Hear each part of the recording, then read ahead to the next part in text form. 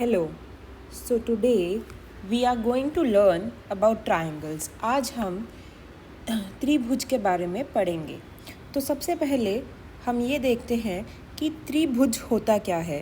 त्रिभुज मतलब तीन भुजाएं. इसका मतलब 3 sides. तो तुम्हारा ट्रायंगल एक ऐसा पॉलीगॉन है जिसकी 3 साइड्स होती हैं. अब पॉलीगॉन का क्या मतलब हुआ, इसको 2 शब्दों में हम लोग बांटते हैं, पॉली एंड गॉन. पॉली का मतलब होता है बहुत सारी, many, and gone here represents the number of sides which it has. So when we say triangle, अगर इस शब्द को भी तोड़ा जाए, ट्राई का मतलब हो गया 3 और एंगल इसका मतलब ऐसा फिगर जिसमें हमारे पास 3 एंगल्स हों. और अगर इसी को हम हिंदी में देखेंगे तो इसको त्रिभुज बोलते हैं. मतलब कि 3 भुजाएं, ये 3 साइड्स. ये हो गया हमारा ट्रायंगल का मतलब. अब एक ट्रायंगल की फंडामेंटल प्रॉपर्टी जो होंगी उसके बारे में हम बात करेंगे. फंडामेंटल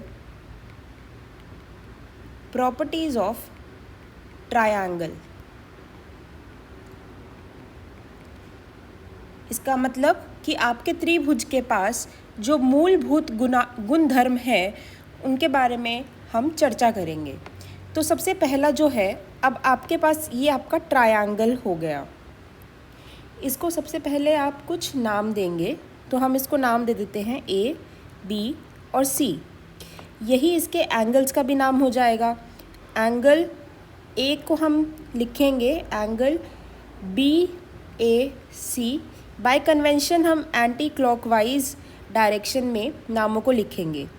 B एंगल को आप बोलेंगे एंगल CBA और एंगल C को आप लिखेंगे angle BCA.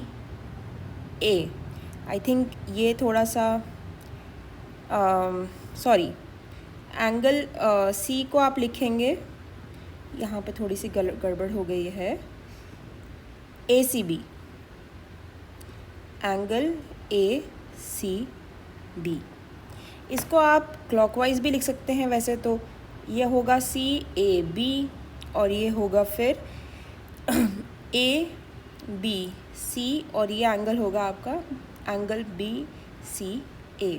Bye convention actually में इसको हम एंटी क्लॉकवाइज लेते हैं. अब ये हो गए आपके कन्वेंशंस. सबसे पहली जो प्रॉपर्टी है वो बहुत ही ज़्यादा इम्पॉर्टेंट प्रॉपर्टी है. वो कहती है कि जब आप ये तीनों एंगल्स का सम लेते हैं, इनका भाग जब आप करते हैं तो आपको 180 डिग्री मिलता है. इसका मतलब कि जब आप angle C, angle A, angle B इन तीनों को प्लस करेंगे, सम करेंगे इनका, तो आपको 180 डिग्री मिलेगा. अब ये मिलता कैसे है उसके बारे में थोड़ी सी हम चर्चा करते हैं. तो आप देखिए, सबसे पहले आपके पास एक ट्रायंगल है. Triangle, I am sorry for this, triangle ABC. Triangle A, हम नाम को भी एक्चुअली एंटी क्लॉकवाइज ही लिखते हैं, A, B and C. Then it would make much more sense anti clockwise convention लेने का. नाम को भी उसी ऑर्डर में लिखते हैं हम. एंटी क्लॉकवाइज मतलब इस डायरेक्शन में. ठीक है. तो अब अगर हमें ये प्रॉपर्टी प्रूव करनी है तो हम उसका प्रूफ कैसे करेंगे, हम जल्दी से एक बार देख लेते हैं. कभी कभी ऐसा होता है कि प्रॉपर्टीज़ याद नहीं रहती हैं और जल्दी से हमें पता भी करना होता है कि भाई अब हम लिखें कैसे. तो उसका एक आसान सा तरीका है कि आपको पता होना चाहिए कि इन प्रॉपर्टीज़ को प्रूफ कैसे करते हैं. अभी आपको जो एंगल A हो गया, हमने एक लाइन L ड्रॉ की और एक लाइन M ड्रॉ की. तो सबसे पहले L जो हमने लाइन ड्रॉ की वो इस तरह से ड्रॉ की कि वो आपके AB के पैरेलल होगी. अब अगर ये लाइन AB के पैरेलल है, passing through, and L is passing through C. अब इसमें क्योंकि आपकी ये दोनों लाइन पैरेलल है तो पैरेलल लाइन की प्रॉपर्टी होती है कि अगर दो लाइन आपस में पैरेलल है तो इनके इंटीरियर एंगल्स आपस में इक्वल होते हैं। अब बी से इंटीरियर एंगल ये वाला आ जाएगा आपके पास, इसको मैं येलो कलर से मार्क कर देती हूँ, ये वाला, इसको आप एंगल एक्स बोल दीजिए। सी की मार्किंग थोड़ा सही से कर लेते हैं ताकि हमें पता रहे कि हम किस एंगल के साथ कैसे काम कर रहे हैं। मार्किंग करना हमेशा अपनी फिगर में बहुत इम्पॉर्टेंट है, इससे आपको पता रहता है, ट्रैक रखना इजी हो जाता है कि आप किस चीज़ के साथ काम कर रहे हैं। तो हमारे पास क्या आ गया, angle X is equal to angle B. अब हमें देखना है कि ये वाला एंगल किसके इक्वल होगा। उसके लिए हम लोग क्या करेंगे, उसके लिए एक छोटी सी कंस्ट्रक्शन करेंगे। बी से पास करती हुई हम एक लाइन ड्रॉ करेंगे सच दैट, कैसी लाइन होगी वो, इस लाइन को हम एम बोल देंगे। एम जो होगी वो पैरेलल होगी आपके AC के, and it will be passing through which point, it is passing through your B। अब B से पास करती हुई हमें एक पैरेलल लाइन मिल गई है, तो उसमें हम ये वाला एंगल को Y नाम दे देंगे। B को भी थोड़ा सा सही से नाम दे देते हैं फिगर की क्लैरिटी मेंटेन करने के लिए। यहाँ पे आ गया आपका एंगल B। अब एंगल B और जो आपका एंगल C है, तो अब क्या है कि आपकी जो ये लाइन है AB, ये AB आपकी एक ट्रांसवर्सल हो गई। अब उसमें जो आपके ये ऑल्टरनेटिव इंटीरियर ऑपोजिट एंगल्स हो गए, तो यहाँ से आपके पास क्या आ जाएगा, आपके पास आ जाएगा angle A is sorry for this, यहाँ से आपके पास आ जाएगा angle Y is equal to angle A। ये आ गया आपके पास। अब आप angle A plus angle B plus angle C का सम करेंगे तो ये एंगल Y आ गया।